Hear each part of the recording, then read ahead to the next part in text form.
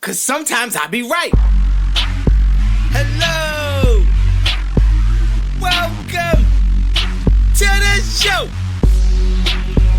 It's been a long time since we last met together, since we last spoke. How's everybody been? I'm feeling incredible. And it feels so good to be back where I belong, to do what I do best, which is bring you the real, the honesty, the unfiltered truth. And so what we are here to do today is we are here to bust the myths. That's right. There's a lot of myths running around in sports, stupid cliches, stupid things, ideas, a lot of misperception, misconception, whatever. You know what I'm saying. A lot of people saying things, doing things, following things that just make no sense. So first off, well, let's intro this thing. What up, S.I.B.R family? If this is your first time joining us, welcome. This is Sometimes I Be Right. I am your host, John Farris, reporting live from Trash Can Studios. As always, joined by my co-host, Wally. Say what up, Wally! So as I said, we're here to be the Mythbusters. That's right, I am a Mythbuster today. So let me start off by telling you guys why I haven't been around. Well, life happens, and truthfully, this is like the dead time of sports, right? I do a show. This show is once a week. So the truth is, it's very hard to follow baseball and be able to report on it on this show in this format because, again, it's only once a week. So what I would basically be doing is from one show to the next would be covering 5, sometimes maybe even 6 games. And then I have to recap a whole week's worth of baseball, and it's just for me, in my mind, in my brain, it doesn't seem like it would be a very entertaining show or topic because, again, if you follow a baseball team and you're that dedicated to it, to hear what happened on Monday, to hear that on Thursday, when you've already had something happen on Tuesday, Wednesday, and Thursday, it's like, well, what about, you know what I mean? It's just a lot to try to cram into a show. There's not a lot going on with football. Training camps just started up a week or two ago, so that's starting to come back into the full swing. NBA was over and ended, and it was really like kind of that down period before everything ramps back up. So what started as, you know what, I'm not going to do a show this week, or you know what, I won't do a show today, not enough has happened, I'll give it another day or two, I'll do a show on a Friday. Well, that turned into life happening. I wasn't able to record on a Friday, and the next thing you know, I was like, all right, I'll just do a show next week and double it up, and whatever. One thing led to another. And it just got to a point where I said, you know what, it's at that time of year, I'm just going to take these few weeks off. So now, what I'm going to say is this. I don't know if this will be an every year thing or an annual thing, and I don't even know if you honestly care or if you even noticed. But that's where I've been. So maybe next year we'll do the same thing. I'll give you guys a better heads up to say, look, from this date to this date, I'm going to be out of the building. But we back now, and there's a lot to talk about. So I wanted to start with this, and I know it's 2 weeks ago now, but I'm doing it anyway. Terrence Crawford versus Errol Spence. You all know what happened. Errol Spence got a good old-fashioned ass whooping. Okay? And to be honest with you, it was kind of sad. Like, watching it, I felt bad. I was feeling bad about it. But I will say this. I wish I had done a show before that. I wish I had done a YouTube video, something before that, so I could put my ideas and my thoughts down set in stone, so you know I'm not making this up as I say it now. Day of the fight, I said I think Terrence Crawford is going to win because when I watch Errol Spence fight, I feel like he does not have any special abilities. I feel like he's a solid fighter, he's strong, but he's not very, dynamic. Terrence Crawford is a dynamic fighter.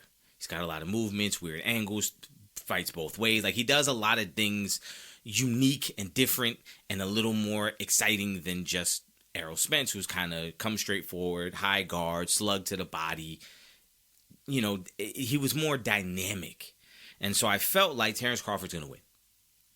On top of that, at the weigh-in, I said to myself, Terrence Crawford looks like a guy who wants to win. Errol Spence looks like a guy who thinks he's supposed to win. And for me, I felt like Crawford looked like someone who was going to go take it. Whereas I felt like Errol Spence looked like someone who was like, I'm going to win, right? Who just seemed like it was just going to happen for him. Now, that might not mean anything. I'm not saying it does. I'm not saying I'm a genius or a prophet or anything like that. I'm just saying that was my thought going into the fight. And what I think we saw in the fight was the truth. Terrence Crawford looked much more dynamic, and Errol Spence looked much more basic. As just a basic, he's not really that, he doesn't really have anything special. He can't really do anything. He doesn't have any slick moves. He's going to be right here. And what his thing is, and I think the truth of what happened in that fight, I think what you saw was Errol Spence is at his best when he's able to punish a guy, use his size, his weight, and his power to punish the opponent, break him down, and eventually just break him down. What you saw was what happens when a guy whose MO is to break you down physically doesn't have the physical ability to break you down. What we saw was Errol Spence, who's been struggling with making 147 for multiple fights now, for years at this point, again have a hard time moving down, while you had another guy in Terrence Crawford who was moving up in weight, who probably felt stronger than he ever has before, who probably felt physically better than he ever has before, fighting at a higher weight class. And you saw Spence a little bit slow, a little bit, you can see his reactions weren't as quick. You could see before the fight he looked a little out of it, a little dazed. Maybe he was on those Tyson gummies. I don't know. But I think you saw him look a little more lethargic and not as strong. Here's what I'm going to say, and I'm going to put it on record now. If they fight again at 154, Errol Spence is going to beat Crawford's ass. I'm going to say it right. He's going to break him down just the way you thought he was when they fought this time. If you thought Errol Spence was going to win because he was going to physically break down Terrence Crawford, that's exactly what you're going to see at 154. Because you're going to have Terrence Crawford who's going to have to gain weight to get to 154 and probably isn't going to be in his best shape. And you're going to see Errol Spence for the first time in a long time be much more comfortable and physically at a weight where he's performing at his peak. You're going to see, again, the same thing you saw in this fight. One guy who physically is where he's supposed to be to carry out his plan of attack, and another guy who's not going to be physically where he's supposed to be to carry out his plan of attack, and that's what you're going to see. He's going to beat Terrence Crawford at 154. I'm not going to guarantee it. I'll guarantee it. He's going to beat Terrence Crawford at 154. And for all of you people out there who are saying, Terrence Crawford's too good, he's possibly the best of all time, is he this and that?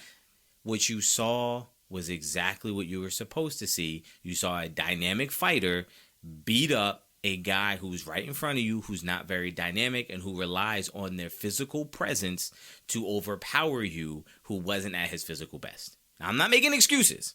This is the fight they agreed on. I'm not surprised so much by the outcome. I thought Terrence Crawford would win. I didn't think it would be as dominant, but I think we can. If you've ever seen Errol Spence fight before, and I have, and I'm sitting here telling you Errol Spence, in my opinion, is not a dynamic fighter and kind of looks pretty basic most of the times. I've never seen him look this bad. And I don't think it's just because Terrence Crawford was so otherworldly good, because I don't think he's that either. I think sometimes, again, the myth would be Terrence Crawford showed that he's just far superior, whereas the reality is, the truth is, there was other factors involved. And when they meet at 154, it's going to be a different story. Let's keep it in combat sports and move on to Jake Paul fought Nate Diaz this past weekend. I know you didn't care. I didn't either. To be honest with you, when I saw it came across my timeline for the weigh-in, I had totally forgot this fight was a thing. It wasn't on my mind. I wasn't thinking about it. I wasn't checking for it. I didn't even realize it was August already. But I told you when this fight was announced that he's going to beat the dog do out of Nate Diaz. He's going to beat him up because Nate Diaz isn't a boxer. He's not a boxer. And if you it's the reason why we all think Floyd Mayweather, as great as he is, if Floyd Mayweather had decided to fight in MMA, he would get ragdolled by the lowest level UFC fighter. Pick anyone. Even the worst UFC fighter. Ben Askren would ragdoll Floyd Mayweather. Because when your brain and your mind and your body is focused on one concentration or one style of fighting, you don't just switch over to know another way to fight and fight that way and be good at it. It's going to take you a while.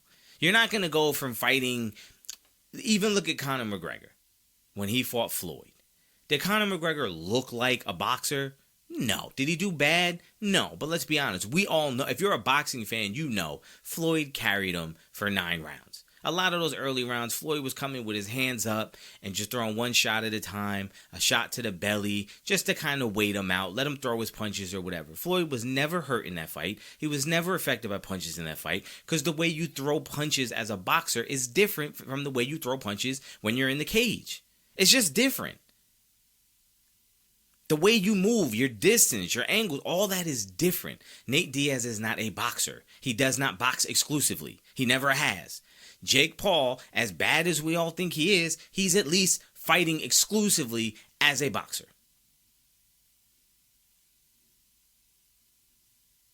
That's the reality we have to accept. So that's what I knew. First time in my life, I knew Jake Paul's going to beat this dude up. No doubt about it. Now, what I don't like is during that fight, the announcers, and even after that fight, the storylines being written is Jake Paul is getting better with each fight. No, he's not.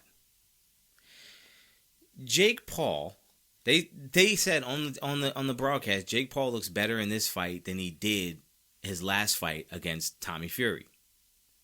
Yeah, no duh. Do you want to know why that is? Jake Paul was fighting a boxer.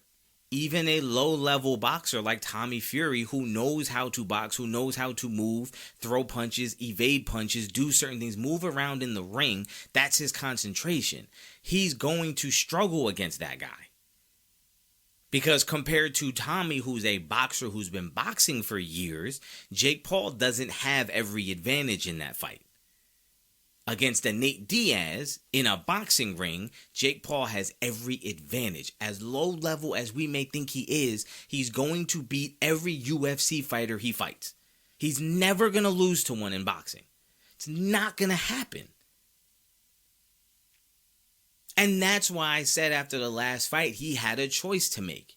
Continue to fight real boxers and improve as a boxer and earn respect going through the ranks, or go back to fighting retired MMA guys, winning a bunch of fights and being a sideshow. But either way, we don't respect you in the boxing world because you've shown that you're not a boxer. Because Errol Spence is not going back to the drawing board and gonna call a Nate Diaz to fight. He's going to go right back to fighting high-level boxers because he's a boxer. He's not, that's all I'm saying. Jake Paul's not getting better as a boxer. Well, he is, obviously. If you keep boxing, you're going to get better. Jake Paul is no closer. He said after the fight, he wanted to fight Canelo. Canelo will beat the dog do out of Jake Paul whenever they fight. I don't care when they fight. I don't care how old Canelo is when they fight. He's going to beat the dog do out of Jake Paul. You want to know how I know? Because right now, Floyd Mayweather will beat the dog do out of Jake Paul. Jake Paul is not beating any top boxer. It's not going to happen. When he goes against a boxer, he looks like what he is. A young fighter who isn't quite there yet. There's nothing wrong with that. I have no problem with that. I think that's great. Awesome. Continue to get better. But stop having these sideshows and you putting up your money or padding your stats. Because guess what? All the tomato cans Tommy Fury fought, I guarantee you those guys will give Jake Paul a better fight than what Nate Diaz did.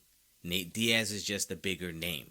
So what Jake Paul knows is I can fight these real boxers and continue to improve my skills. But if I fight these retired MMA guys with a big name, I can do that and then still make more money. Which, great. If you're only in it for the money, then fine. Then stop calling out the likes of Canelo. You're nowhere near that level. You don't deserve that shot. And Canelo's not giving you that fight simply because you're popular and you could get him money. Because David Benavidez offered him $50 million. And there's one thing I can guarantee you. Jake Paul can't guarantee Canelo $50 million. Let's move on out of combat sports. Let's move on to football, man. Football is back officially. Here's what I want to start with. I want to start by saying, well, first off, you know what? Before we get into football, I want to take a broad take on something. I'm done with the GOAT conversation. There can no longer be a GOAT. There is no greatest of all time in any sport. There is none. Okay? There is none. I'm done with it. Conversation over. If you are still going to debate who's better, Jordan or LeBron, you're a fool. I'm done with it. It does not matter who's better. And I'll tell you why. It is impossible to say that a basketball player from the 1940s is better than an NBA player right now. I don't know what Jerry West would have been able to do against the likes of Ja Morant, Steph Curry, or Allen Iverson, or even a B.J. Armstrong. I have no idea. I don't know how good Larry Bird would be playing in today's NBA. I don't know. I don't know if Wilt Chamberlain would still dominate in today's NBA. I have no idea. You know what I do know? I know that NBA guys are bigger, faster, stronger. They have better workout facilities, better gyms. They have better trainers. They have a much better grasp of nutrition, and they take care of themselves far better than they ever did in the history of the NBA. You know what else I know? You can no longer say who's the greatest quarterback of all time. You can't say it. I can't say that Patrick Mahomes is possibly the greatest quarterback of all time when he plays in an era where every single rule change in the past 25 years has been in favor of the quarterback. They've made it easier for the quarterback because they want to get points in the game, because they want to have the offenses be better. Patrick Mahomes is not dicing up the 2000 Ravens. Sorry. He's not dicing up the 85 Bears. Sorry. At a time where his receivers could have got their head knocked off, he's probably not putting up the same numbers. The windows probably aren't as open. A time where the linebacker could come in and knock his head off from the blind side late. You think LT's not taking shots on Mahomes? I don't know if Mahomes can stand up to that. It's different eras. The game is different. The requirements are different. The competition's different. Everything's different. We can't compare them anymore. It's over. We have to put it into decade slots. Who's the greatest basketball player of the 80s? Who's the greatest of the 90s from 2000 to 2010, from 2010 to 2020? That's the way we have to do it now. Do it by decades. Because there's no question Michael Jordan was the greatest player in the 90s. But in the 2000s, was Michael Jordan the greatest basketball player? No. Probably not. 2010 to 2020? No. Like LeBron probably was. But now 2020 till 2030, it might be Giannis. Giannis? I said Giannis. Might be Giannis, might be Joker. I don't know. But it's going to be somebody different. We all acknowledge that LeBron's no longer the best player in the NBA, correct? All right, there's no problem with that. If you judge it by 10-year blocks, you're good. Do the same thing in the NFL. Who was the best player for these 10 years? And then you have your GOATs, boom, boom, boom, boom, like this. Because saying that Patrick Mahomes is better than Joe Montana or Dan Marino or John Elway is crazy. They played in two different games. It is not the same game. And I know for a fact that John Elway, playing with these rules, put up just as good a numbers as Patrick Mahomes. I don't know if Patrick Mahomes, dealing with those defenses, with those rules, where the defenders have free passes in a way that they don't have now, I don't know if he puts up those same numbers back then. But that doesn't discredit what he's doing now.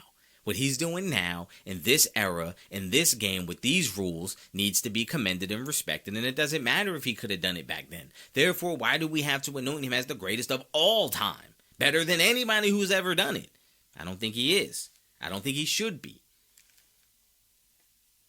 I think it's stupid. So that's number one. I'm done with that. With that being said, we need to stop judging quarterbacks by wins and losses. It's a stupid metric to judge a quarterback on. Don't believe me? I'm going to give you 2 examples. Okay? I'm going to give you 2 examples. Because my point is, because you lose a game does not mean it was on the quarterback, and because you win a game doesn't mean it was on the quarterback. It does not mean that. There's a lot that happens in a game that's not necessarily the quarterback's fault. A lot of things transpired. It is a team game. The team wins and loses. The quarterback should be judged on his performance in that game, win or loss. And this is one of the myths that I want to bust, that quarterbacks are responsible for wins and losses. They're not. They are a piece of the puzzle. I never come in here. You've never heard me come in here and praise a guy for wins and losses. I might use a guy's record in his resume, or I might question a guy's resume based on this stuff, on a multitude of factors. I never think a guy's great because of wins and losses. I know that I don't feel that way because I think Tony Romo is unfairly maligned because you guys give him his playoff record. Like, bro, it ain't his fault that they lost some of those games. So let me give you my 2 examples. There was a quarterback who went 9 for 21. 9 for 21. 123 yards, no touchdowns, 2 interceptions in a Super Bowl. His team won that game. On his resume, he has a Super Bowl title. And in that game they won, he went 9 for 21, 123 yards, and 2 touchdowns. That player, my friends, was Ben Roethlisberger, playing for the Pittsburgh Steelers against the Seattle Seahawks in the Super Bowl. 9 for 21. That's awful. That's terrible. They won the game. Should he get credit as being like, oh, he's a Super Bowl champion? He won. Look at when you look at his resume, if you just go wins and losses, you can win a game like that and it wouldn't count for nothing. It wouldn't matter what he did in the game. They won. So for him, he gets the credit for the win, even though he clearly didn't help them win. They were probably struggling. That game would have been a lot easier if he wasn't being so terrible. Now I'm going to tell you another game. This quarterback went 28 for 48, 505 passing yards, 3 touchdowns, 0 interceptions. They lost. 28 of 48, 505 yards, and 3 touchdowns. They lost. That was Tom Brady in the Super Bowl versus the Eagles. On his resume, he lost. He's got an L. Even though you can clearly see he was not the reason they lost that game. But he's got to take the responsibility for it. He's got to put that on his resume. We don't judge running backs on wins and losses. We don't judge a defensive player on their record. Why do we look at the quarterback? The only person that should be judged for wins and losses is coaches. Because coaches are picking the players, putting the guys in position, creating the depth chart, seeing who plays, who doesn't, making substitutions, actually controlling the flow of a game. The quarterback should stop getting credit for wins and losses. That should no longer be a metric that we judge a quarterback for. There have been plenty of really good quarterbacks that didn't win a bunch of games because their team was bad. And there's a lot of really bad quarterbacks that were on winning teams.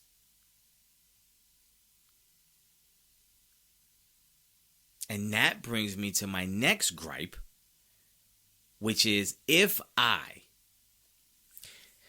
say that, I'll use a real example. Lamar Jackson, for years, people have questioned his ability to throw from the pocket. The supporters of Lamar Jackson will say, because look at his supporting cast. Look at who he has to throw to. Fair. If you're going to give him a pass because he doesn't have great weapons around him, then when he gets great weapons around him and he puts up ridiculous numbers, how can you give him the credit? When he didn't have the weapons, he didn't produce. When you brought in great weapons, he produced. Shouldn't the weapons get the credit? If you're knock on Tom Brady was Tom Brady's not really a thrower. He's not really that kind of quarterback. He can't put up big numbers. You get Randy Moss. He sets the touchdown record. Doesn't Randy Moss get that credit? Because before me, you wasn't reaching his height. With me, you reached it. I leave, you not reaching his height. Shouldn't Randy Moss get the credit? I'm just saying, am I off? How can you give a guy a pass for when he doesn't have great weapons, but give him all the credit when he has great weapons and he's doing well? That just proves that you needed those weapons in order for him to do well. If Dak Prescott stinks up the joint because he doesn't have a true number one, when you bring in Amari Cooper and Dak Prescott looks like a solid quarterback now, Amari Cooper gets the credit. Because when he came, that's when you started to look better. But you only look better because you got that guy. That guy doesn't look better because of you. He's making you. You're not making him. I rest my case.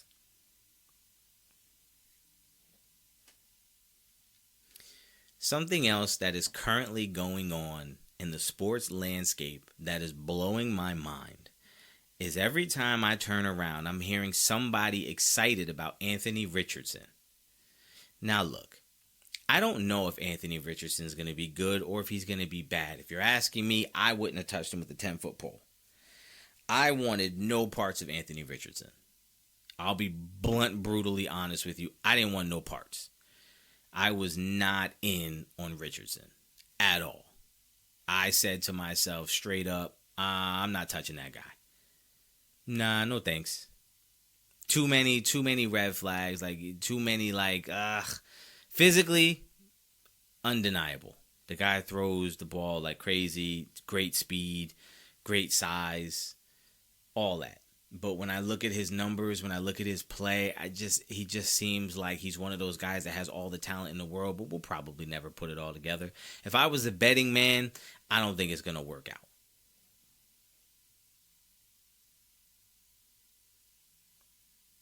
But that's just me. I'm not saying I'm right. That's just my thought. But what's really starting to throw me off is Anthony Richardson is Justin Fields. Everything you're excited about Anthony Richardson for is exactly what Justin Fields is. Follow me. You love the size of Anthony Richardson. Oh, he's great size. He's 6'4", 244. Justin Fields is 6'3", 228. He's a big kid too. They're damn near the same size. He's got some pounds on Fields, sure. And he's a little more cut than Fields. But as far as size, they're both really good sized kids. You're excited about Anthony Richardson's speed and explosiveness. He had a 4.40. Justin Fields had a 4.43. No. I don't think you heard me. I don't think you understood me. Anthony Richardson ran 4.44 at the combine. Official 40-yard dash. Justin Fields ran 4.43. He's literally 0.01 seconds slower than Anthony Richardson. 0.01. That means if they were in a race, you could not tell me with the naked eye who won that race. And you're excited about Anthony Richardson because, oh, look at the size and the speed. Justin Fields, size and speed. Oh, look at his arm. Justin Fields has a tremendous arm. Justin Fields, go to his pro day. Pull up his pro day and tell me that kid don't look like he got just as good an arm as Anthony Richardson. You know what the difference is? Justin Fields in college put up impressive passing numbers. Anthony Richardson didn't. Justin Fields coming out, the only question mark was him coming from Ohio State, similar to C.J. Stroud. People were questioning, is he, I don't know, is he, I don't know. But the same things you're excited about Anthony Richardson, I've heard someone say you don't even need to pay Taylor to come back at running back because you have Anthony Richardson who's going to get a bulk of the carries anyway. What? All I heard was that, oh, you can't win if Justin Fields is your best running back. And now you're praising the fact that with Anthony Richardson, the Colts don't have to sign a running back or bring the running back back. They can let him sit out if he wants to because they got Anthony Richardson to run the ball. This is what I don't understand. You have two guys. You have Justin Fields, who most people are down on. Most people feel like, he could run, but like, he's kind of terrible. If you ask anybody, hey, is Justin Fields really good? Is he a top quarterback? They would say no, absolutely not. He's terrible. But Anthony Richardson, everyone's excited about. But all indications are he's probably at best right now, which you can hope from his rookie year right now, is that you'll get what Justin Fields is able to do. And people would be happy with that. People would be happy with that. If he went out and had the same season that Justin Fields had last year, people would be excited about him in Indy. And around the sports world, everyone would be excited about him. And I'm saying, but then why are you not excited about Justin Fields and what he could possibly do? And again, look at the weapons he had around him. And now he's got some weapons in there. He's got some players in there. And nobody's talking about the excitement for Justin Fields. Because we already know he could run. We already know he could play quarterback a little bit, because believe it or not, he threw more touchdown passes last year than Daniel Jones. And everybody loves Daniel Jones. Yes, I'm taking shots. But he threw more touchdown passes last year than Daniel Jones. Daniel Jones just got $40 million a year. And he's a far better runner than Daniel Jones. Don't even debate me. So the fact that you're not excited about Justin Fields, but you're excited about Anthony Richardson doesn't make sense to me. Are you just excited about it because you haven't seen it yet? And you've seen Justin Fields, so you feel like, I've already seen it, so I'm not excited. Like, what is it? Somebody tell me. Somebody explain it to me. I don't know. It's just annoying. I realize that this episode is really me airing my grievances. This is me taking like 4 weeks of built up energy and anger and just unloading it on you guys. I appreciate you guys being here for this vent session. Rant Man is back, baby. What I want to transition to is Patrick Mahomes, man, is getting a lot of love and a lot of praise this offseason. And to be honest with you, I'm not mad at it. At times last year, man, I was trying to hate Mahomes and say Mahomes ain't that great, because I personally would take Joe Burrow over Patrick Mahomes anytime you ask. In any situation, I'm taking Joe Burrow over Mahomes. That's just my preference. I just love Joe Burrow. Always have. But I'm not hating no more, man. I'm no longer in the business of hating, because I'm no longer emotionally invested to what somebody else is doing. Like, you know what I mean? Like, after last year was, like, I think, like, a really big year for me in terms of really this podcast and now the YouTube channel really becoming like a central point for me, where I'm able to, like, I don't want to say lose my fandom, but get away from being so much of a fan. And because, you know, fans are haters, bro. Like, Giants fans don't want to give Cowboys players credit for anything. They will knock them every chance they get because you're a fan. So your ability to be objective is tainted because you have such a love and an emotional connection to your team that you kind of will, you know, favor certain things and play favorites. And it's fine. It's natural. I have done the same thing. Okay. But with this, because I have to be much more objective on this and validate every argument that I make by presenting you something, it requires me to think about it deeper, which takes away that I'm just going to hate. And when I'm hating, I'm going to tell you, I'm just hating. Like, I can make a case against Daniel Jones, and I have plenty of times before, but in some cases, I just want to hate. And that's fine. But Patrick Mahomes was one of those guys that was always praised for being so good that it caused me just to hate and want to go against the narrative. But when I did the first S.I.B.R quarterback rankings, which this year will be coming back for the second annual S.I.B.R QB rankings, I swore in that I was going to be completely objective. I was going to have a five-part grading system where I was going to grade you on the 5 things that I feel are most important as a quarterback. And I was going to watch the film and I was going to grade each one on each thing, not pay attention to name, not think about who was graded where, not have a ranking. I was just going to write it all down next to every guy's name and then go back and tally it up and see where they came with. And some of the guys ended up higher than I would have put them before I watched it. A lot of guys, some guys graded lower than I would want them to, and I wanted to move them up the list, but I said, nope, got to be objective. And that caused me to really give respect to Mahomes. That's a long story, but that's all to say. Patrick Mahomes, in my opinion, is being credited with winning a Super Bowl when he's had bad defenses. Here's why it bothers me. Because again, we are pretending as a sports world like we don't understand what's happening in the world. Patrick Mahomes is able to win with a less than great defense because all of the rules in the sport are geared to favor the offense. Therefore, in 2023 and beyond, an offensive team who with their offense is their best side of the ball will fare better because they don't have to have a great defense because their offense is going to overcome. And not only that, but it is damn near impossible to have a great defense. It is so hard.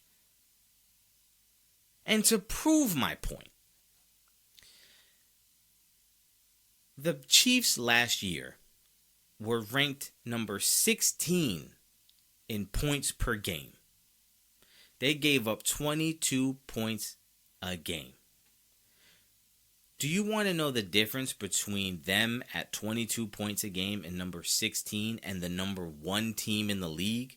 6 points. That's the difference. 6 points. If they gave up 1 touchdown less every game, they would have been the number 1 team in the NFL in points per game. Now, you might think, it's not a big deal.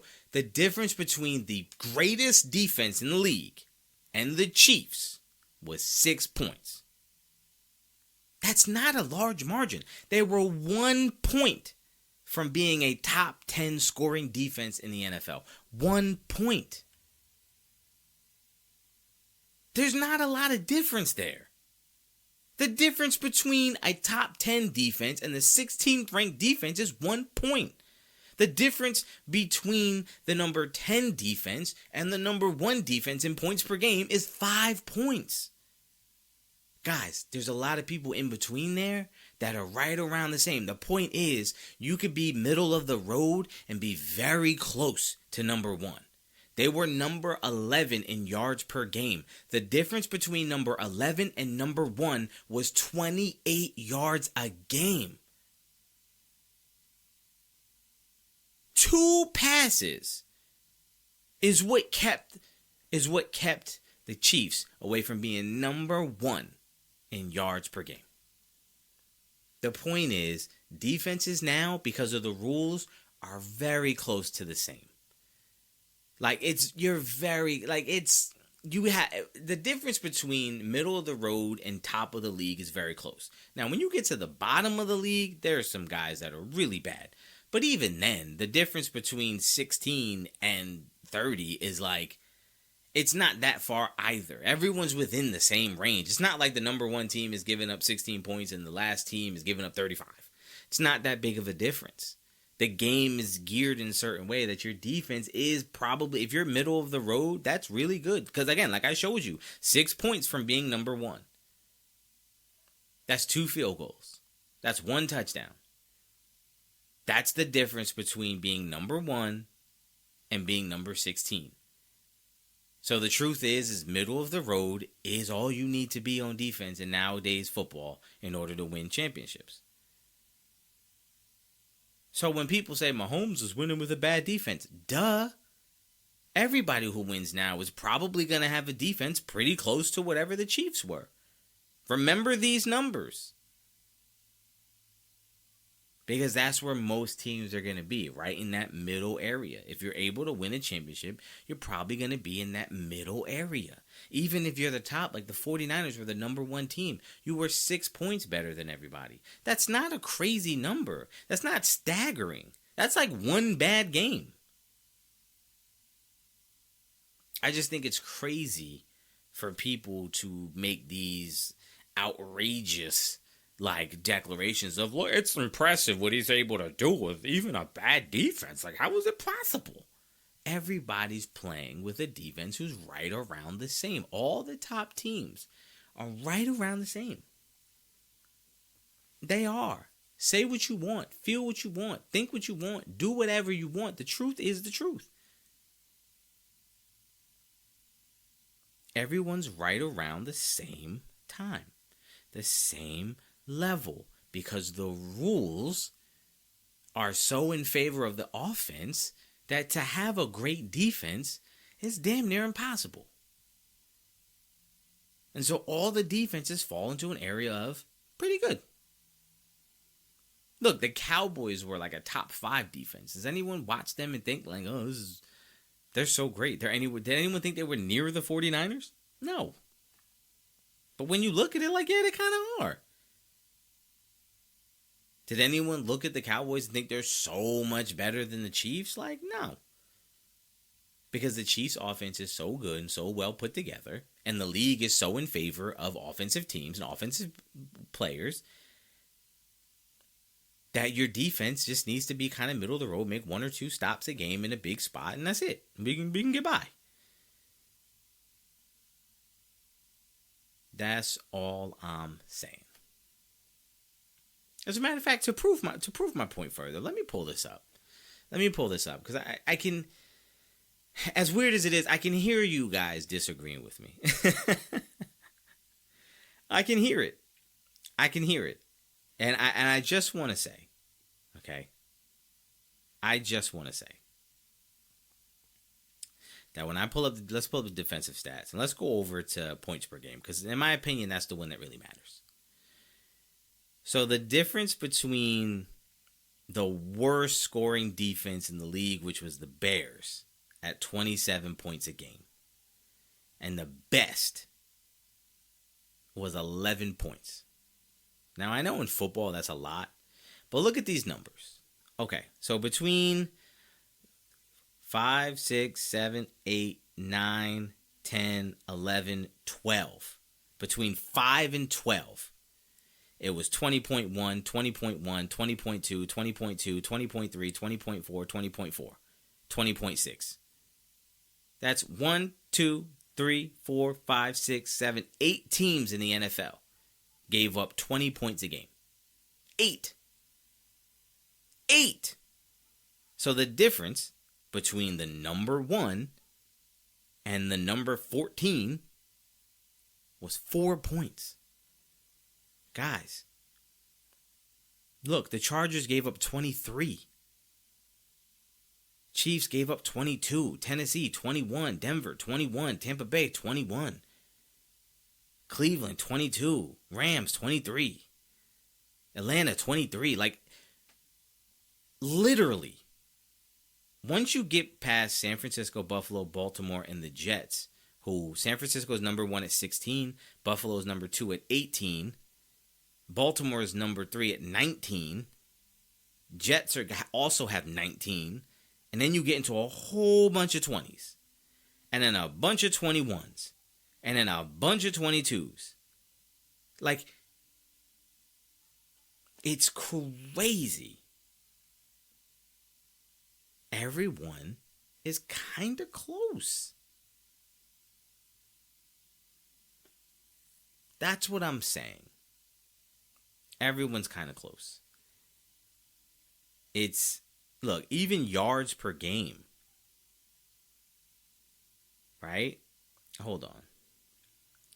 Even yards per game, every team's giving up 300 yards a game. But when you look at the worst team as far as yards per game is Detroit at 392, and the best team is 300, dude, that's 92 yards difference. Which means most teams are going to be between 310 and 350. That's what I'm saying. Like, Patrick Mahomes is able to win a championship because your defense doesn't have to be elite. There are no elite defenses. There's usually, every year, there's about one that you're like, okay, they're different. And that this year was the 49ers, 100%. But they didn't win. Why? Because they didn't have the offense to match. Right? And you're going to say, Brock Purdy got hurt, man. Yeah. Yeah, he did. And they didn't have the offense to match. The point still stands. Regardless of how you want to classify it as always, because it doesn't matter. They just didn't have the offense to withstand. The Chiefs had a defense who was not far from the 49ers, is what my point is. Because once you got past the 49ers, they're all kind of the same for a while. You get to your really bad ones, but if your really bad one is 11 points worse than your best one, that's not enough of a disparity for me to say that, like, how is it possible that you won with a middle of the road defense? That's what most of them are. So most of them are. So I'm not trying to discredit him. I'm just trying to say, don't use an old idea of you need to have a great defense because defense wins championships, when nowadays in today's football, you better have a really good offense and then a solid defense. So much so that teams are now building themselves, like the Chiefs, to have a great offense and a solid defense, and you can win a title. That is the new blueprint. So stop using old 1990s, 2001 logic to validate guys now. This all goes back to the original thesis of we can no longer talk about the greatest of all time. And the only reason why you bring up Mahomes winning a championship with no defense is because you want to use that old model to say he is the greatest of all time. Because when so-and-so won, his defense was top 10. And when this guy won, his defense was top 10. This guy's winning with a defense who's not in the top 10. And it's like, that doesn't matter, though. In today's football, that doesn't matter. In today's football, you don't have to be top 10 in defense to win a title. You don't. In fact, being top 10, like, most people probably couldn't tell you the top 10 in defense. And when you look at the numbers, the top 10 in defense, I just laid out to you 8 guys right in the middle of that top 10 rankings, same points per game, separated by 0.1. 20.1, 20.2, 20.3, 20.4. That's the difference. So you're all giving up 20 points a game. So let's stop using old logic to try to justify calling someone the greatest of all time. Let's just enjoy the decade. And every 10 years, we can sit down and have a debate over who was the best player of the last 10 years. And that's all we got to do. Is Randy Moss greater than Jerry Rice? I don't know. Is Megatron better than Randy Moss? I don't know.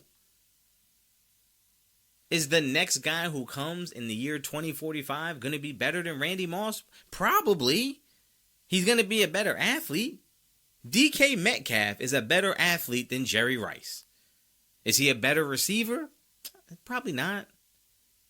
But is he the best of the last 10 years? He might end up being it. That's what I'm saying.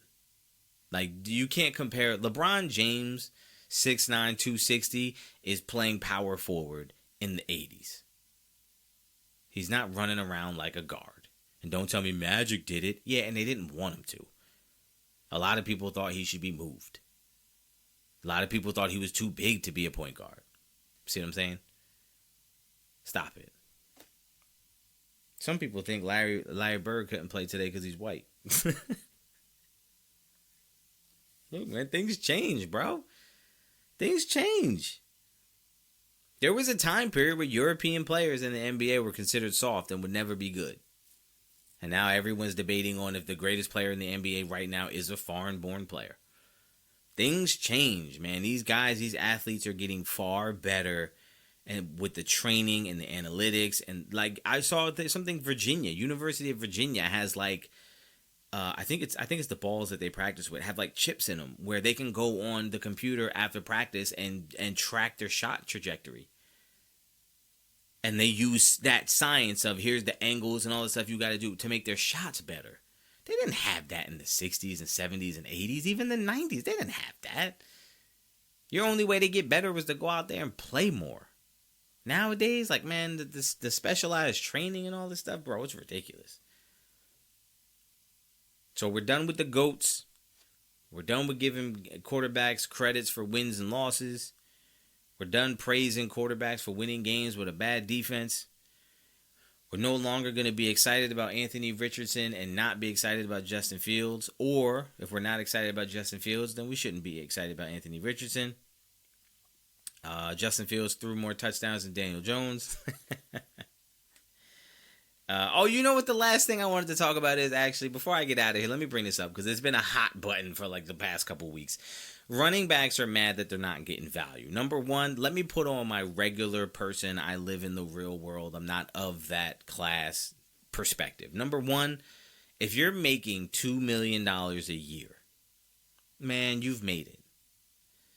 There's not a kid in America right now that if I said to you, hey, what do you want to do for a living? He said, man, I want to be I want to play in the NFL. If you told that kid you can get your dream of playing in the NFL and you're going to get paid $2 million, would you take it? Every kid's going to say absolutely. Why? Because you're getting paid $2 million to do something you would do for free. Like, you're doing something you love to do. And if you don't love it and you're only doing it for the money, then I don't want to pay you. Because the people who do it for the love and invest the time, those are the guys who are great. And the players who get paid are the great players. There's never been a great player who didn't love the sport he was playing and didn't invest extra. See, that's what keeps getting missed. So now, I understand if you're in the NFL, the name of the game is to get paid. If I'm going to play football, I want to get paid the most I can get. A running back complaining about we're not valued because they're not paying you an exorbitant amount of money. Dude, if you made every team, Austin Eckler could get $5 million a year yesterday. If he was asking for $5 million a year, do you know what people have to do in everyday life? You know what jobs they have to do to be able to make $5 million a year? The idea that you're going to get $5 million a year to play a sport that you love, that's your job, to wake up in the morning and go play football. Like, let's take a step back from all this. This is professional sports. Let's take a step back and break it down to its bare bones. You are a football player. Your job is to play football. If you're a running back and you want $22 million a year and they're saying no, I can go sign a guy off the street or get a guy I can draft a player in the 7th round, pay him $675,000. He's going to come out here and produce for me. I'll do that. Because let's face it. The best, Isaiah Pacheco on the Chiefs last year wasn't great. He's not great. Like, he's not a great running back. He may end up being great. Sure. Was he a spark? He was young. He was ambitious. He was drafted late. Was he drafted, 6th, 7th round? He was drafted late. He came in. He had to earn his spot. He's trying to make an impression. He's got a lot more he's not worried about the business of football. He's out there trying to ball out and prove his worth to eventually get that contract. But if you're a running back, you need to understand, once you get to a certain age and once you put in a certain amount of work, your value goes down. Because you're asking me to pay you for what you did for me, and I'm asking you, I'm going to pay you for what I think you're going to do for me, because they already paid you. What running backs should be fighting for is for the rookie wage scale to be changed. Bijan Robinson trying to hold out now for more money has way more leverage than Jonathan Taylor does. Because Bijan doesn't have the wear and tear on his body that Taylor does. You understand what I'm saying? So the Colts are like, yo, if we pay you $20 million a year, you might only be good for 2 more. We ain't got our quarterback figured out. You want me to give you $20 million? Saquon, money he wants. Like, bro, just take 8. Take 9, 7, 5. You gonna get more money in endorsements anyway. Like, you not struggling to live off $5 million a year. If you want, listen, if a running back wanted a guaranteed contract, give me 5 years at $5 million, fully guaranteed, 25 mil. There's not a person in America that wouldn't take 25 million guaranteed dollars. Even if you got hurt, you are an NFL player. You probably are going to sign some endorsement deals. You can sign an equipment deal. You can sign a deal to be a sponsor for something. You're going to be able to go on to the sports media after this. You could start a podcast after this. You could start a YouTube channel after this to build some revenue. You can sell merch. You can go back to your high school and get a job. You can go to your college and get a job. You can get into coaching. There's a million avenues of revenue you can generate if you were an NFL player. And let me ask you a question. How much money was Emmitt Smith making a year? Who knows? Does anyone know? Do you know? How much was Barry Sanders getting paid per year? Do you know? No, we don't know. I have no idea. Nobody knows. But if Barry Sanders was going to come to your high school for a talk, you would pay him some money.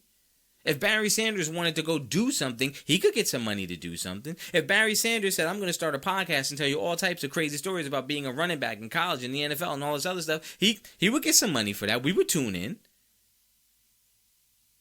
So don't make it seem like the market or you're being disrespected. Your value, the greatest running backs in the league are getting paid.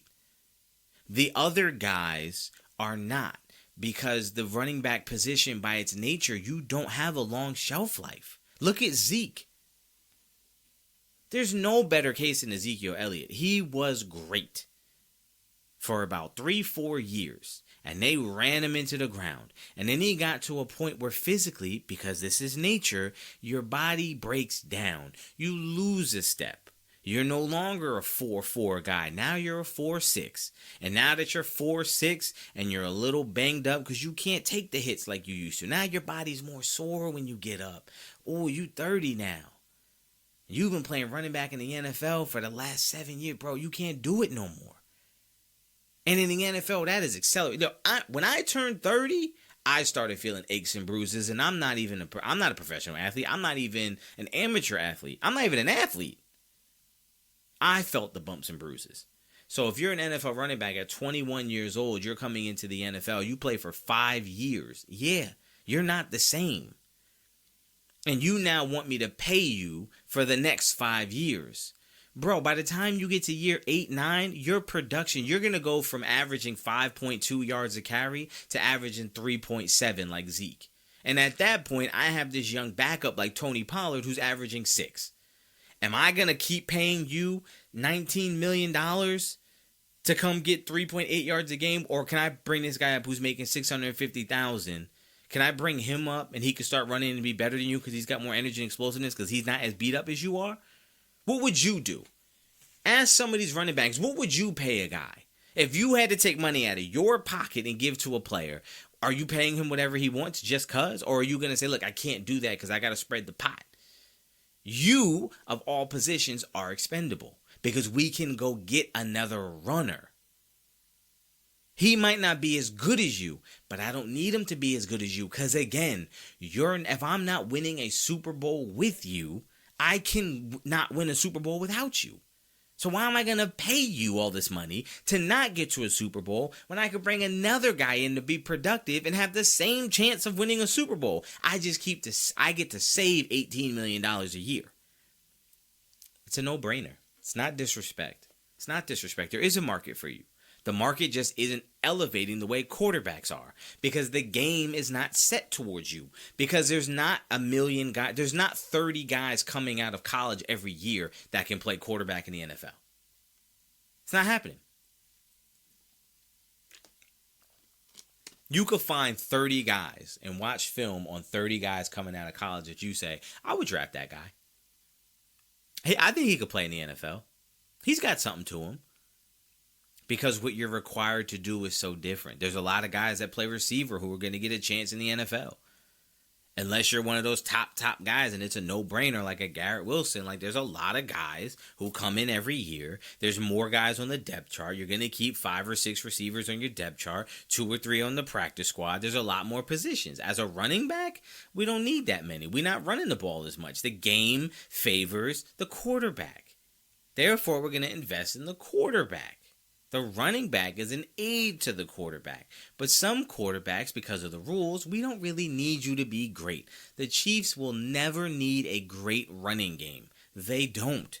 Their running game is going to work because you can't guard and stack up against the running game, because you have to stack up against the pass because of that quarterback. And so the running back is going to benefit from a light box. If we get a hat on a hat and we block it solid, we got a young guy who can run through these holes that are going to be wide open. That's the game, my friends. You guys got to adjust. And eventually, most things do come around in cycles. There will be another age of the running back and you'll get your money. But let's not pretend like getting $5 million a year guaranteed is something to poo-poo about. It's not. You're playing football, man. And if you don't want to do that job for that pay, then don't get into that career. Because there's a lot of people in college right now who will play in the NFL. There's a lot of running backs on the street that didn't get drafted this past year that will go to an NFL team and play running back for $5 million. And that's the point. You can demand whatever you want. You can want whatever you want. But as long as I have a million guys who are willing to do it for less, I'm gonna go that route. Your value is not there because there's too many guys that can do what you can do. And when we find out that you are special, like a Christian McCaffrey, we are going to pay you as such. But if you're a great runner like Josh Jacobs, I don't need a great runner. The Raiders weren't doing anything with Jacobs. Why are they going to pay him? Why am I going to pay you top dollar? You didn't help us win. I'll save my money and get a young guy and see if he can do something good. Because again, you don't need great. That's my time, y'all. Look, I appreciate y'all coming through again. I apologize for the lengthy hiatus. And not so much for the hiatus, but much more for not informing you that there was an actual hiatus and I didn't just quit. I'm not quitting this thing. I love doing this. I love venting and going in on about sports. I love sharing the real with you guys and being the balance to the sports media nonsense you hear all the time. I thank you all for your time, for your patience. Follow me on all social media platforms at S.I.B.R_pod. That's S.I.B.R_POD. Next week, I will have some news. I will have the official release dates for the S.I.B.R quarterback rankings. That is right. We are doing it once again. We are going to be ranking every starting quarterback in the NFL. We're going to be going off projected starters because obviously nothing's set in stone, but we pretty much know who's going to start where. There are some quarterback battles like in San. I'll explain all that when I get into the schedule. I will be releasing it in blocks. I won't do it all at once. I'll do it in little blocks, so it gives you a chance to really digest each, block. So it'll be 10, 10, and 10, and then you can digest those 10, and we can really zone in on the top 10 because that's what most of you care about anyway. I'm gonna tell you right now, I'm expecting Daniel Jones to be really low, but again, I'm not being biased when I put together this list. I look at the film and I judge them on what they're able to do, not what I think they're able to do. So non-biased ranking, the only one you ever gonna see. Again, man, check out the YouTube channel. It's I'm just under S.I.B.R. I'm under S.I.B.R Network on everything. So go to YouTube, S.I.B.R Network, S.I.B.R Network, and you'll find me on there. Some exclusive content. We will be having some exclusive videos on there, and we will be doing the video release of the top quarterback rankings this year as well. But again, I'll get more into details with that next week when I give you guys the official release schedule. But I'm already working on it. It's pretty exciting. I can't wait. I'll see you guys next week. God bless. Enjoy. Make sure you come back because I'm back in the building. You know what I'm saying. I'll see you guys next week.